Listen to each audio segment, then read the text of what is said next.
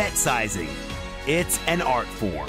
It's how you maximize your wins and minimize your losses. Bet big, keep it small, or maybe nothing at all. It can often be the difference between joy and despair. We better get learning. There's no right or wrong way to play poker. There's not one method that will guarantee success, but there are ways and means for you to maximize your chances of winning. There are good habits and bad habits. There are situations to avoid and situations to seek. And there are those who have the knowledge to exploit them. We're going to teach you how to master the game, from the basics to the advanced.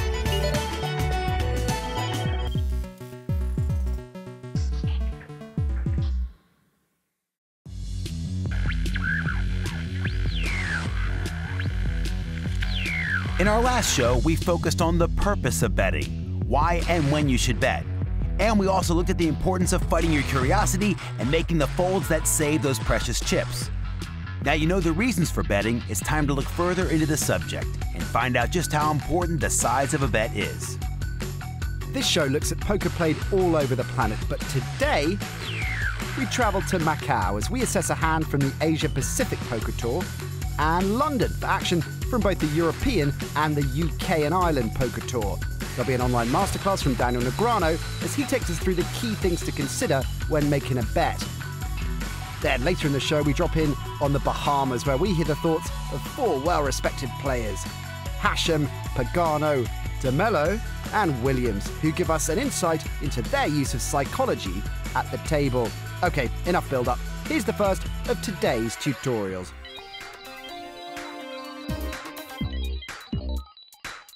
The size of the bet is always measured by the size of the pot. A $1 bet can be large in a home game, and a $1,000 bet can be small in a high-stakes game. Today we're going to give you a rough idea of what bet sizing entails. A bet about half the pot is considered small.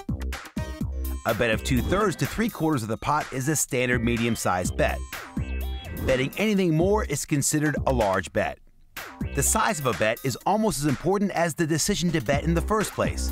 So let's talk about what bets to use and when to use them. A continuation bet, or C-bet, is a bet that's made on the flop by the pre-flop raiser. If you keep your C-bets the same size, whether you have a good hand or a bad one, your opponent will have a tough time deciding if you're bluffing or if you have a real hand. Small bets are also common on dry boards, as it's unlikely that your opponents have draws. This eliminates one of the most important reasons to bet big. You're in the same situation on the river, where you're either ahead or you're not. A small bet is enough to give you the information you need. If your opponent raises, it's likely that they have you beat, and you can fold without losing too many chips. A small bet also works as a value bet, which is a river bet placed with the intention of being called by a worse hand. If the bet's small enough, your opponent might call because they think they are priced in.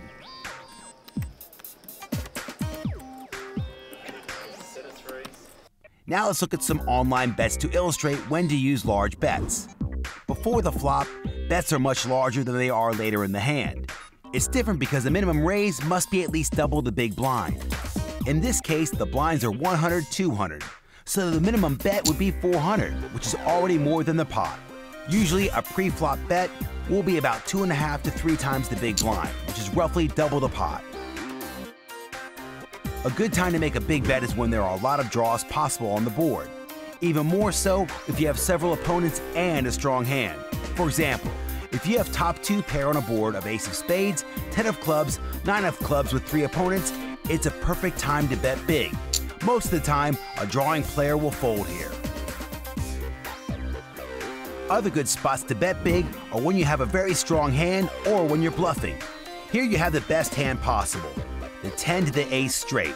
Your opponent has second pair with an ace kicker. With a big bet here, you're signaling that you have a huge hand, or absolutely nothing. Either way, you're putting your opponent to the test by forcing them to make a big decision, and that's good poker. Now you should know when to make small bets or big bets. For all other situations, use medium-sized bets. So now you know when to bet small, medium, or large. Guess you're set. Well, there's one more thing you need to watch out for. You see, a common problem in poker is when people make the wrong size bet by mistake, either pushing the wrong button online or putting the wrong chips in live. Here's an example of how it can get you into big trouble.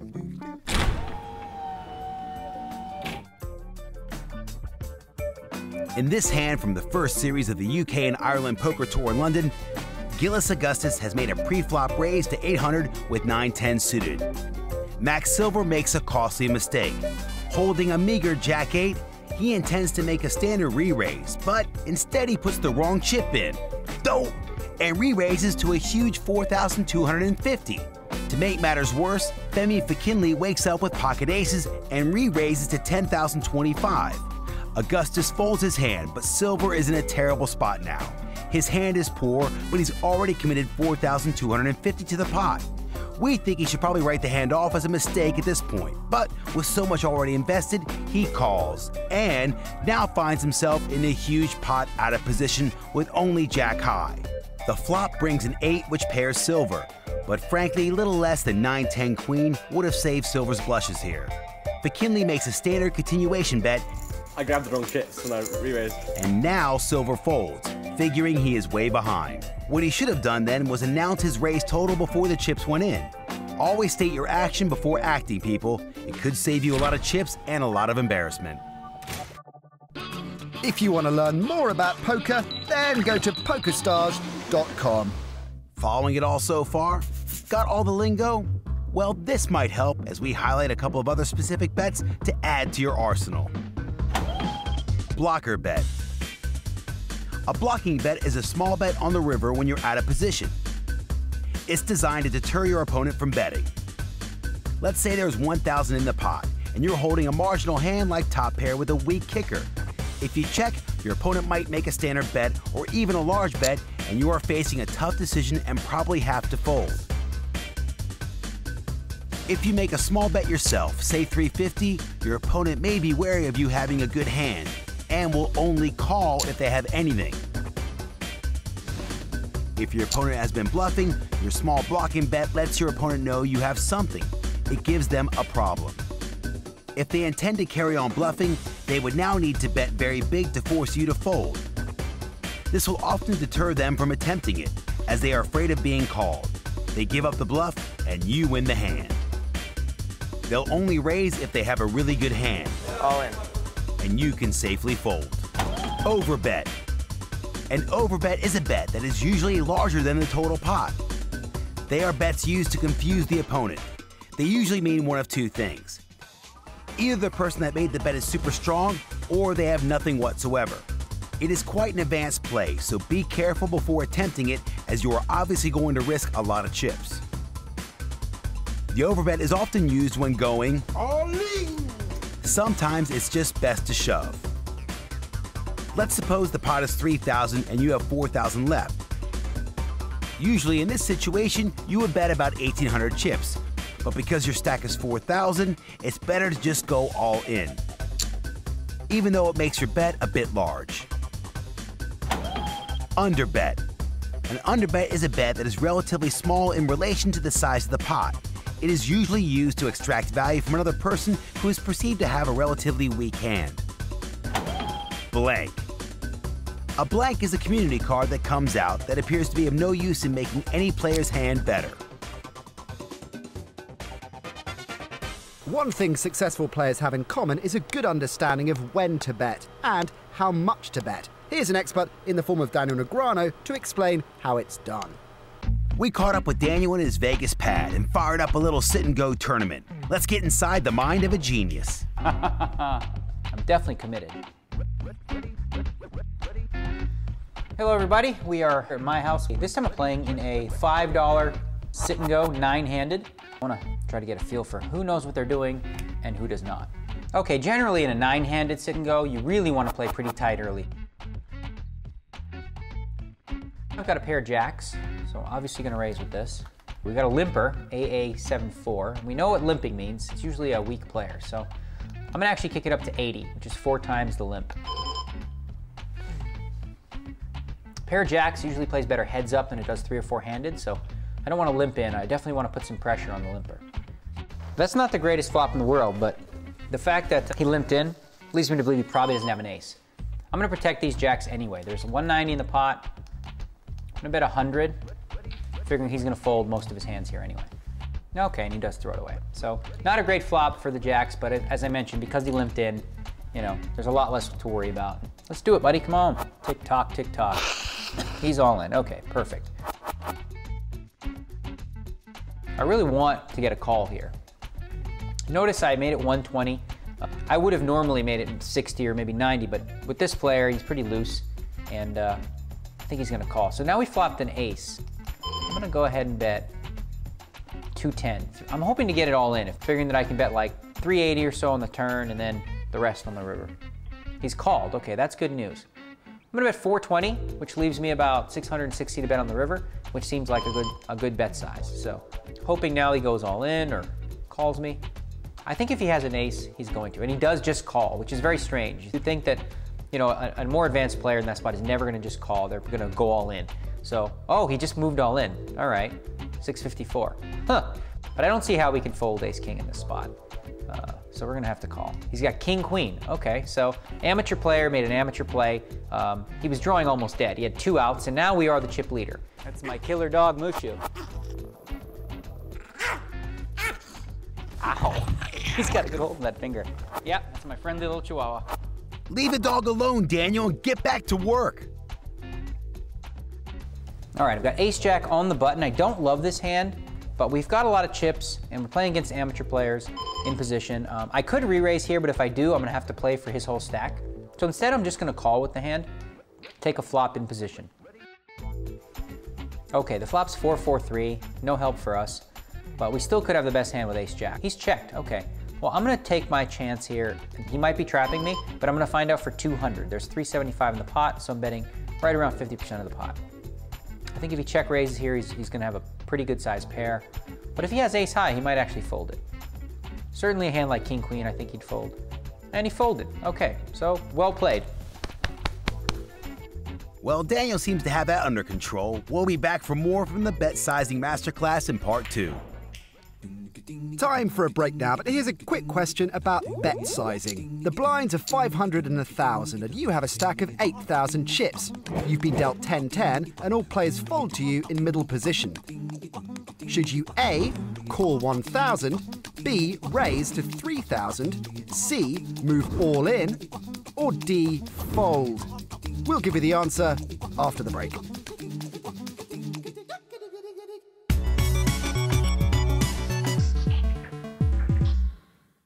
Before the break, we asked you this question. If you had 8,000 chips and were dealt a pair of 10s, and all the players had folded to you in middle position, would you A, call 1,000, B, raise to 3,000, C, move all in, or D, fold? Well, the answer is C, move all in, and here's why. If you decide just to call, you'll allow other hands to see a flop, and your pair is vulnerable to overcards. If you decide to make a standard raise to 3,000, the problem's the same. You may tempt in hands such as King Jack, who could easily make a higher pair than you on the flop. If you move all in, you can often just win the blinds, but this adds a much-needed 3,000 to your stack. You could also be called, but stand a good chance of doubling up, as a pair of 10s is a strong hand. Unless you happen to see your opponent holding a pair of aces somehow, folding should not be considered. With only 8 big blinds in your stack, a pair of 10s is far too strong to fold. Take your chances and get your chips in the middle. Back over to Vegas now for part 2 of Daniel Negreanu's online masterclass as we focus on bet sizing. When we left Daniel, he was chip leader with 8 players remaining in a $5. Careful, Daniel. Sit and go. As we rejoin him, he's still chip leader and there's 1 player less.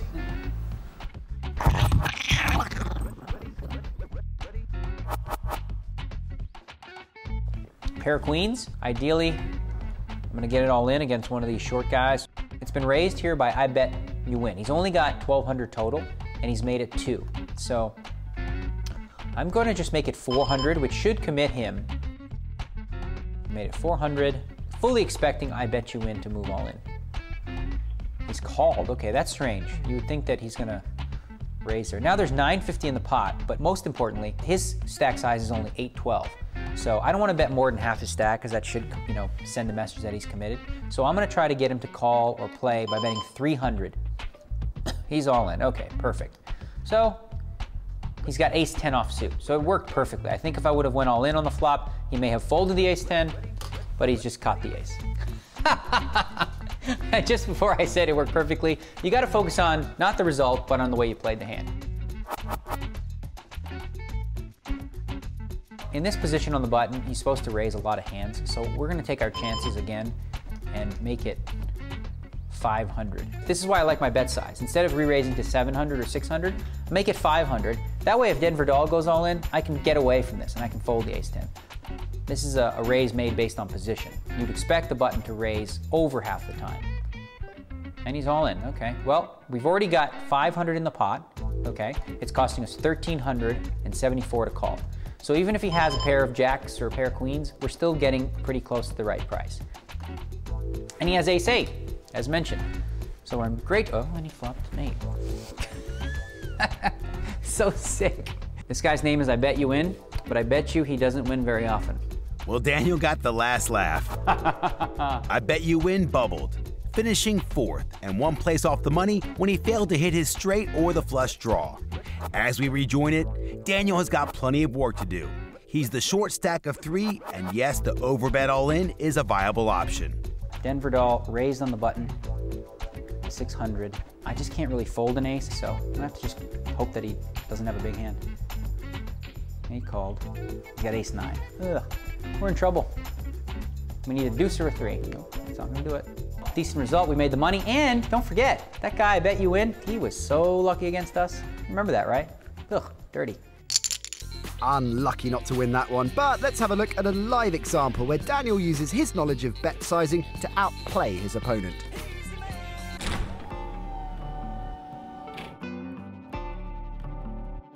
Bet sizing is a language spoken between poker players. The best players speak it fluently. In this hand from EPT London, Angel Shlomi has raised to 475 before the flop, almost 5 times the big blind with a pair of kings. Fazza Banyati calls in middle position with a pair of 6s. Action is folded around to Daniel Negreanu on the button, who decides to call with 9-10 of diamonds. The size of Shlomi's bet indicates that he has a strong hand, and if Negreanu connects well with the flop, he feels he could win a lot of chips. The flop gives Daniel top pair, but Shlomi still holds an overpair to the board and makes a very big continuation bet of 1,525, the size of the pot. Banyati reads Shlomi's bet as strength and wisely decides to fold his pair of 6s. Negreanu chooses to call with top pair, aware that he may be behind in the hand at this point. The turn card is the Queen of Hearts, which means Shlomi still has an overpair to the board. Now he bets 2,125, less than half the size of the pot, a lot smaller this time. Here is where Daniel begins to see a way of winning this pot. Shlomi's bet represents a big pair, which is becoming increasingly afraid of the board. Negreanu calls in this knowledge. The river card is the 8 of clubs, and Shlomi makes a very small, timid bet of 3,000, which confirms Daniel's suspicions. He is now sure that Shlomi has one of 2 hands, aces or kings, and reads the 3,000 bet as a sign of weakness. Because of this, he feels a big bluff will force a fold from Shlomi, as one pair could now easily be beaten. He bets 12,800, representing a lot of strength. I'm thinking aces or kings. After Daniel tells his opponent exactly what cards he has, Shlomi folds. Nice move. Don't try this one at home. Well, not too often anyway. If you want to watch the show again, recap previous episodes, or join the series at a more advanced level, then go to everythingpoker.com.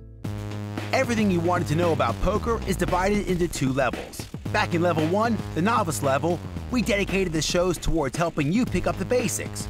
We learned the power of position and the value of starting hands. Now that we have completed the level, you should be a competent player. In level 2, the experienced level, We are yet to cover getting information from your opponents, playing styles, and the nuances of playing hands dependent on their strength and potential. By the end of level 2, you should be ready to dominate those tables. Time for the relaxing part of the show now, where we move away from the table and get a unique insight into the way the pros think. It's the powwow.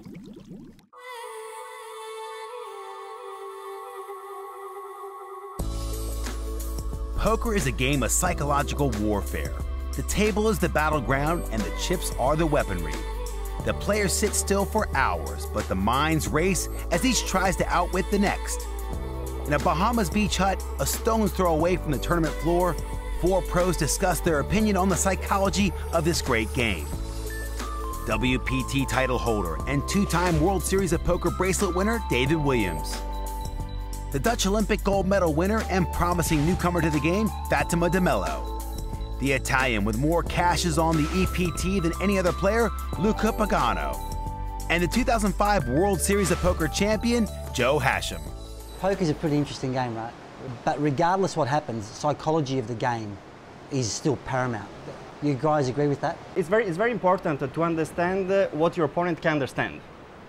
Yeah, I Because agree. otherwise, probably you are. You outthink yourself. Exactly. We've all done that. Correct. Exactly. And that's the point where you start doing mistakes. I kind of just look at my opponent's body language and how comfortable they look.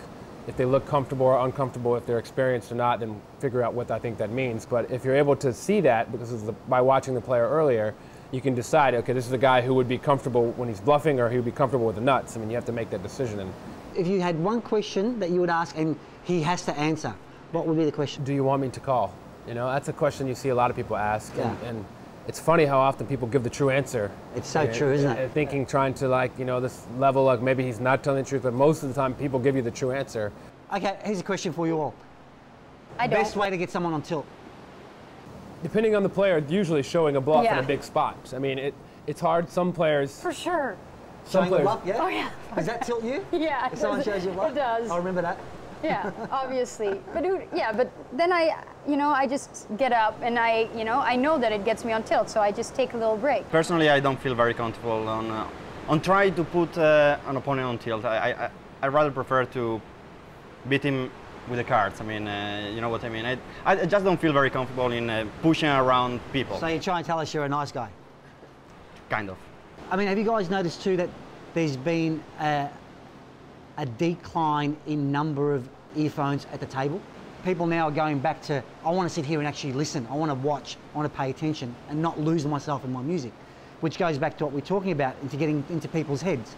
I actually like to speak with the people at the table, but I also know that I'm going to lose the focus on the game, and I also know that I can give away information. you notice there's the type of people that if you become friendly with them, they actually take it easy on you. They can't help it, and they feel like, well, we made this bond now, I can't bluff this guy. And sometimes you'll see, you know, there might be a guy, you know, on my left or on my right who just seems like that nice guy, and they have me covered, and I start chatting them up, and then they get very friendly with you, and it's kind of a spot where they feel obligated to always have a hand when they play with you, and you can tell. And I found that that's a good tactic I use a lot. And I'm always suspicious of people where I have position on. If they start talking nicely to me, I'm like, yeah, right. Just because I have position on yeah, you. they're chatting you up, and the next thing you know, in a hand, they're like raised, and like, so how you know, you just forget, you're like, oh, and they don't want to, you know, you don't want to raise that guy because they're your buddies. So You know how sometimes there's someone at the table that's got your number and it starts messing with your head, like he's picking on me. I like to think that sometimes I'm strong enough, sometimes I'm not, that I know you've got my number today. You know what? Good luck to you. I'll just stay out of your way. Yeah, I I'll just find feel someone like a else dog. to pick on. I feel like a dog that Yeah. has to roll over and just, okay, Yeah, it's good- fine, yeah. it's fine. I'll give up my big blind. Yeah, Okay. just take, because you yeah, know, that's the best course of action. Stay out of a hand with them, and they can't pick on you. And Yeah. you know, the table will break or the day instead will of getting end. stubborn and saying, no, I'm going to show you this hand. I know you've got nothing. I want to re-raise you, and they wake up with aces and you're walking out the door.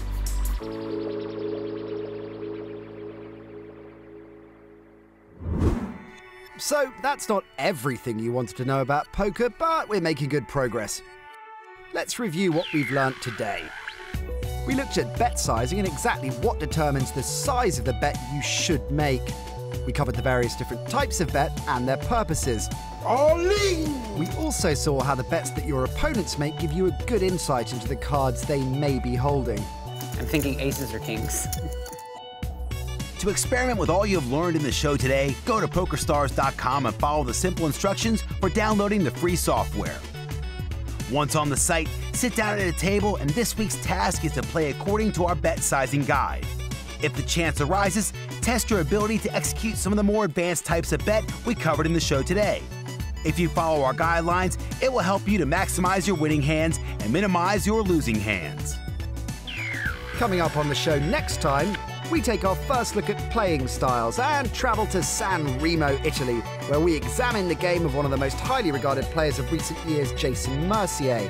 We get analysis from the one and only Daniel Negreanu, who explains the problems of playing too passively.